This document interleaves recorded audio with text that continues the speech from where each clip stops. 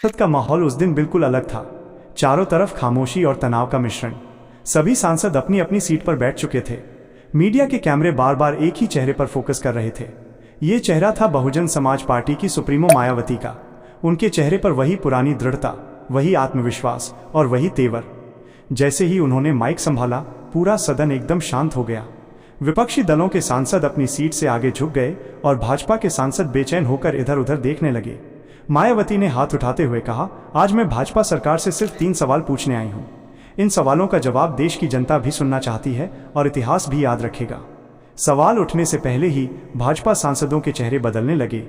कोई फाइल पलट रहा था, कोई मुस्कुराकर नजरें बचा रहा था, लेकिन जनता की निगाहें सिर्फ मायावती पर थीं। दोस्तों, अगर आप लोग डॉक्टर भीमराव अंबेडकर को सच में मानते हैं, अगर आप चाहते हैं कि उनकी विचारधारा पूरे देश में फैले, तो चैनल को सब्सक्राइब जरूर करें। अगर नहीं मानते तो सब्सक्राइब करने की कोई जरूरत नहीं। मायावती ने अपनी तेज आवाज में पहला सवाल दागा। भाजपा सरकार बार बार क्यों कोशिश करती है कि आरक्षण को कमजोर कर दिया जाए? सुप्रीम कोर्ट में बार बार ऐसे दस्तावेज क्यों पेश किए जाते हैं जिनसे दलित, आदिवासी और पिछड़े वर्ग का हक छिन जाए? ये सवाल जैसे ही गूंजा, पूरे सदन में हलचल मच गई। विपक्षी दलों के सांसद तालियां बजाने लगे। भाजपा के कई सांसद उठकर सफाई देने लगे, लेकिन मायावती रुकी नहीं। उन्होंने कहा, यह आरक्षण हमारे पूर्वजों की कड़ी लड़ाई का परिणाम है। इसे कोई ताकत छीन नहीं सकती।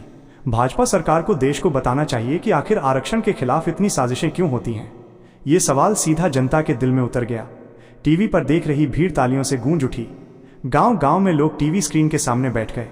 भाजपा के कई मंत्री चुपचाप सिर झुकाकर बैठे रहे। भाई और बहनों, अगर आप सच में मानते हैं कि आरक्षण सिर्फ सुविधा नहीं बल्कि हमारा अधिकार है, तो चैनल को सब्सक्राइब करें। मायावती ने पानी की घूंट ली और दूसरा सवाल ठोका। देश में हर रोज दलितों पर अत्याचार की घटनाएं बढ़ रही हैं। अखबारों में सुर्खियां बनती हैं, सोशल मीडिया पर तस्वीरें आती हैं, लेकिन भाजपा सरकार क्यों चुप रहती है? प्रधानमंत्री जी, आप क्यों नहीं बोलते? पूरा सदन गूंज उठा। भाजपा सांसदों की बेचैनी और बढ़ गई। विपक्षी नेता मेज थपथपाने लगे। मायावती ने आगे कहा, दलितों को जिंदा जलाया जा रहा है, खेतों से खदेड़ा जा रहा है, लड़कियों के साथ अत्याचार हो रहा है, लेकिन सरकार की जुबान पर ताला क्यों है? क्या दलित इस देश के नागरिक नहीं हैं? ये सवाल जैसे ही गूंजा, सदन में अजीब सा सन्नाटा छा गया। कैमरे बार बार मंत्रियों के चेहरों पर घूम रहे थे, लेकिन किसी के पास जवाब नहीं था। उस पल गैलरी में बैठे लोग फुसफुसाने लगे, सच कह रही हैं मायावती। दोस्तों, अगर आप चाहते हैं कि दलितों की आवाज संसद में गूंजती रहे, तो चैनल को सब्सक्राइब करें। अब मायावती ने तीसरा सवाल उठाया। भाजपा सरकार बताए कि दलित और पिछड़े वर्ग के नौजवानों को नौकरी क्यों नहीं मिल रही?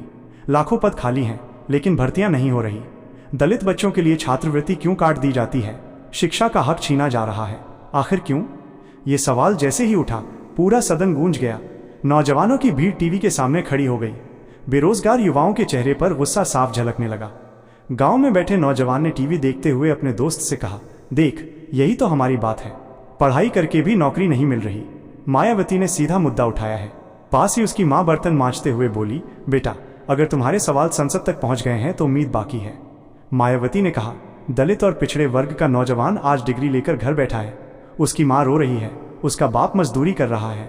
भाजपा सरकार को बताना होगा कि आखिर कब तक नौजवानों के सपनों का गला घोंटा जाएगा। उनकी आवाज पूरे सदन में गूंज रही थी।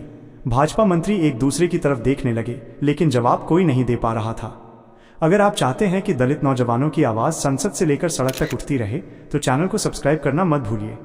जैसे जैसे सवाल उठते गए, भाजपा सांसदों के चेहरे बदलने लगे। कोई पसीना पोंछ रहा था, कोई मोबाइल में झांक रहा था। प्रधानमंत्री की कुर्सी की तरफ सबकी निगाहें थीं, लेकिन जवाब कहीं से नहीं आया। मायावती ने कहा, 3 सवाल मैंने रख दिए हैं, अगर इनका जवाब नहीं है तो कम से कम देश से माफी मांगिए। विपक्षी दलों के नेता खड़े होकर तालियां बजाने लगे। सदन का माहौल बिजली जैसा गर्म हो गया। मीडिया चैनल्स पर ब्रेकिंग न्यूज चल पड़ी। मायावती के सवालों से हिली भाजपा सरकार। पत्रकार बाहर खड़े होकर चीख चीख कर रिपोर्टिंग करने लगे। कोई कह रहा था, ये भाजपा के लिए सबसे बड़ा झटका है। कोई कह रहा था, मायावती ने चुनाव से पहले बड़ा पासा फेंक दिया है। दोस्तों, अगर आप मानते हैं कि सवाल पूछना ही लोकतंत्र की असली ताकत है, तो चैनल को सब्सक्राइब करिए। मायावती के भाषण के बाद सदन से लेकर गली मोहल्लों तक चर्चा होने लगी। लोग चाय की दुकानों पर बहस करने लगी। सोशल मीडिया पर वीडियो वायरल हो गया। ट्विटर पर हैशटैग चल पड़ा, मायावती ने पूछे 3 सवाल।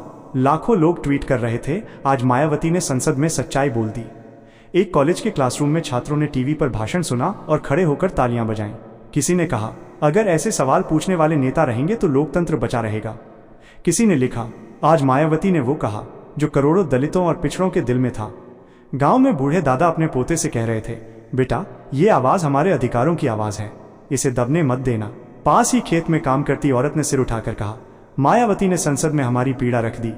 भाजपा सरकार के प्रवक्ता चैनलों पर जाकर सफाई देने लगे। कोई कह रहा था कि मायावती राजनीति कर रही हैं, कोई कह रहा था कि सरकार सब वर्गों के लिए बराबर काम कर रही है। लेकिन जनता के मन में सवाल बैठ चुके थे, और जब जनता सवाल उठाती है तो सरकारें चरमरा जाती हैं। भाइयों बहनों, अगर आप सच में मानते हैं कि भीमराव अंबेडकर का सपना माइनस समानता और न्याय माइनस पूरा होना चाहिए, तो अभी चैनल को सब्सक्राइब करिए।